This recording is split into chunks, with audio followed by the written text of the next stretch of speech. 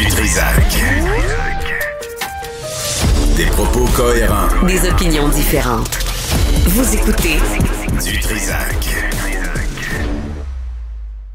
Antoine Robitaille est avec nous. Hop, un mot, Monsieur de Robitaille, bonjour. Ça va bien? Ouais, pas pire, pantoute, merci. T'as pas mes sujets, comme on dit au Saguenay? Je sais que tu veux parler de Christian Dubé. C'est ça. Moi, je pense qu'actuellement, c'est un peu haro sur Christian Dubé, là. Puis, ce dont on se rend compte, là, avec surtout l'interview qu'a donné Lucien Bouchard à la presse, c'est qu'on cherche tout le monde à avoir sa tête actuellement. Ouais, hein? Ouais. Le problème, c'est que Lucien Bouchard, on semble oublier que c'est pas l'ancien premier ministre, là. Non. C'est pas lui. Non. Il est payé par un organisme, sombre organisme peu connu, qu'on appelle la Fédération des médecins spécialistes du Québec. Arrête donc. Ben oui! OK, fait que là, M. Bouchard utilise son statut d'ancien premier ministre pour être interviewé par la presse et de prendre tout le monde de haut. Parce que si tu n'acceptes pas d'être pris de haut par M. Bouchard, il ne te parle pas d'envie en passant. Hein? C'est ce que je pense de ça, là. Moi, je trouve que c'est l'instrumentalisation d'un statut, justement, acquis. Tellement. Et de l'affection qu'on lui a portée quand il a été premier ministre. Et cet homme-là a failli nous amener à l'indépendance. Je continue d'avoir de l'affection pour lui, mais j'avoue que je comprends pas à 85 ans ce qu'il fait là, d'une part. Non. D'autre part, là, il attaque un ministre. Tu sais, il attaque un ministre alors qu'il a négocié avec. Donc, il viole un certain devoir de confidentialité pour des raisons stratégiques. Ouais. Hein? Ouais. Il veut participer à cette espèce de curée contre Dubé, là. On veut l'amener au poteau, Dubé, tout le monde. Là. Il y a certains caquistes du caucus, je suis bien conscient de tout ça aussi. Et on se retrouve dans une situation où le premier ministre est obligé de publier des photos de lui avec Christian Dubé, puis il est obligé de répéter et de réitérer sa confiance. Puis, je veux pas dire que M. Dubé a fait aucune erreur, là. Je pense que sa réforme, tu sais, il y a des fils qui pendent, là. Puis c'est un peu tout croche.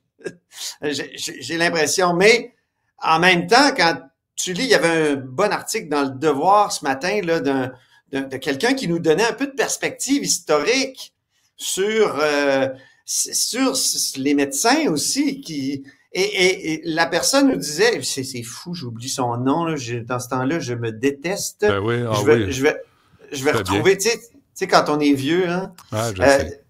Donc, il nous dit, c'est Michel Bureau, voilà, pédiatre, professeur et chercheur de l'Université McGill et à l'Université de Sherbrooke, ancien doyen de la faculté de médecine de l'Université de Sherbrooke. Il dit, à 55 ans d'intervalle, 2 lois se complètent, celle de Castonguay et Dubé. L'État doit assumer avec rigueur son devoir de gérance des soins médicaux. C'est intéressant. Et c'est ça qu'on oublie, je pense, à travers la curée contre Dubé, c'est que là, il a établi un principe. Il dit, venez discuter avec moi. Je comprends, il l'a fait par une loi spéciale. Benoît, c'est pas la meilleure façon d'ouvrir le dialogue, mais en même temps, en négociation, les meilleurs négociateurs, souvent, ils donnent des coups, puis après ça, ils s'expliquent. Mais là-dessus, Antoine, là, tu parles de loi spéciale sous bâillon du gouvernement. Là, on parle de Dr Amio, que j'ai croisé. On a eu une discussion en bâton rompu, là, off the record. On m'a dit ça, ben oui! Qui a envoyé une mise en demeure. Tu sais, au gouvernement, c'est une façon de communiquer. C'est autant du gouvernement que de la part des médecins. Tout le monde est sur un pied de guerre. Puis pendant ce temps-là, d'après moi, la population, puis moi le premier, on comprend pas de quoi il s'agit. On comprend pas quels sont les griefs. C'est un des problèmes de Christian Dubé qui a pas su préparer finalement son groupe là, à faire face à l'avalanche de questions qu'allait provoquer l'adoption de cette loi-là. Ça, je le comprends, puis les députés lui reprochent, puis je pense que c'est bien correct là, c'est de critiquer comme ça, puis il y aurait eu une autre façon de faire, sans doute, mais en même temps, quand je dis ça, moi, on m'écrit, écoute, ça fait 2 ans qu'on discutait avec eux, puis il y avait rien qui avançait, puis Tout ce qu'il voulait, c'est juste discuter de primes, puis on le voit dans l'article sur Lucien Bouchard. Une question de primes encore, le Benoît, là. Ouais. Des primes de poignée de porte, des primes à la jaquette. Non, c'est ça. Puis pendant ce temps-là, il y en a 1,5 million de Québécoises qui n'ont pas de médecin de famille.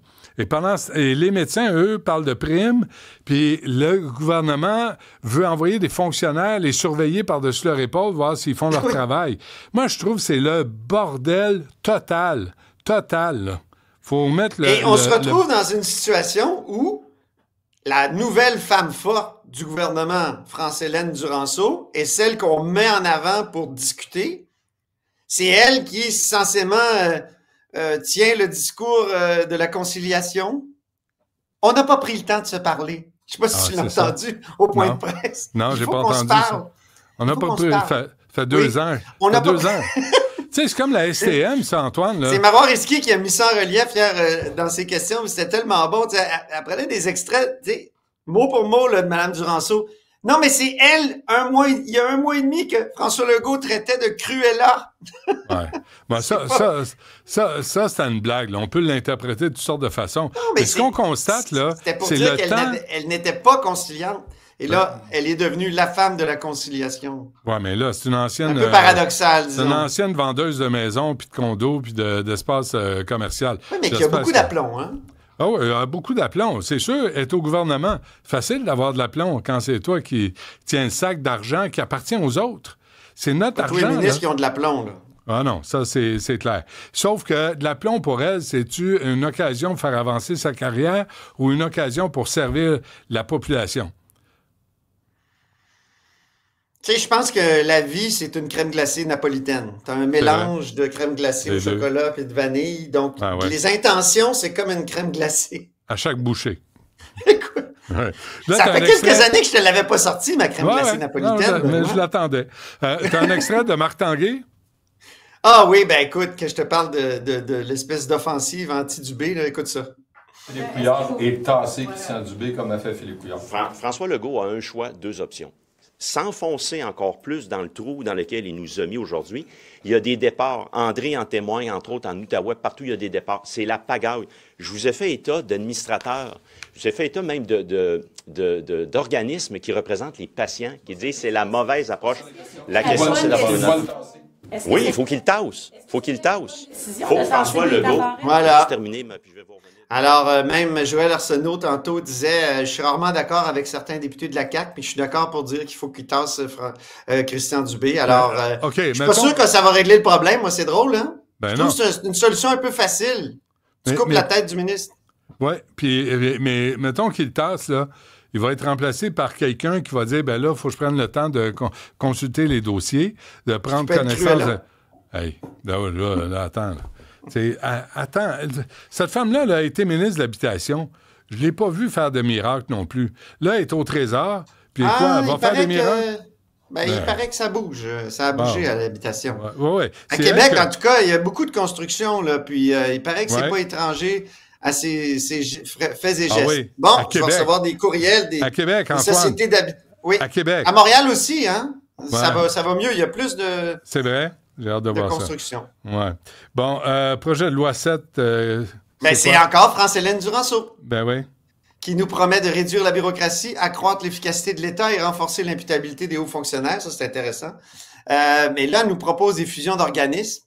Imagine-toi donc qu'on va abolir la commission d'évaluation de l'enseignement collégial, Benoît, et que l'Office Québec-Monde pour la jeunesse va être réintégré au sein du ministère des Relations internationales. Là, je sais pas quoi dire. On ne sait pas ce que ça signifie. Est-ce que c'est une bonne idée? Est-ce que c'est une mauvaise idée? L'objectif du gouvernement, c'est d'améliorer les services.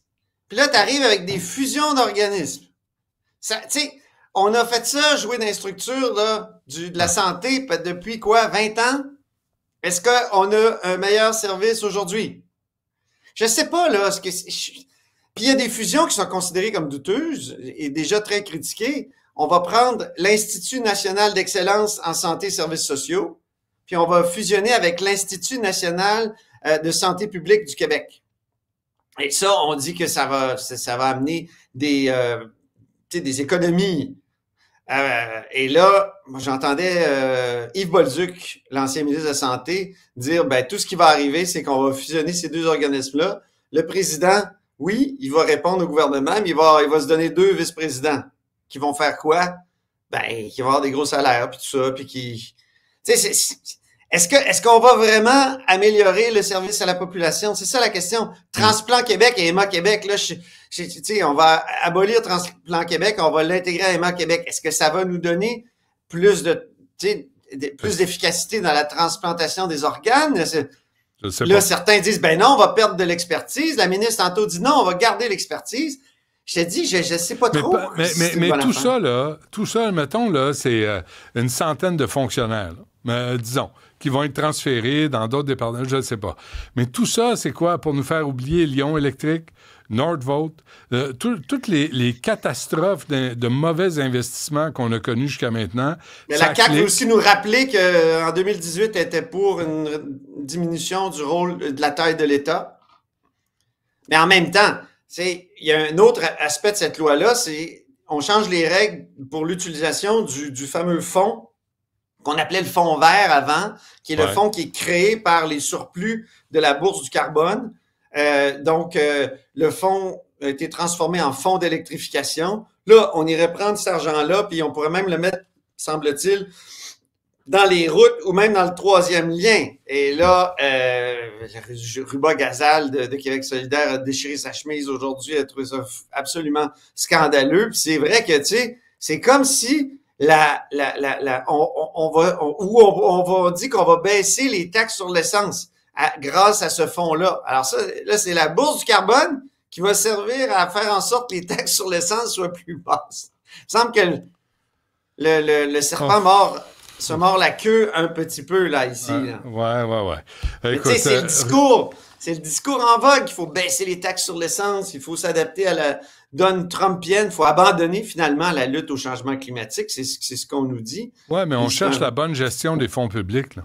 Il y a ça aussi, puis les bonnes décisions politiques. Ruba Gazal, il faudrait lancer un GoFundMe pour elle, là, parce que c'est chemise, il ne doit plus rester grand chemise.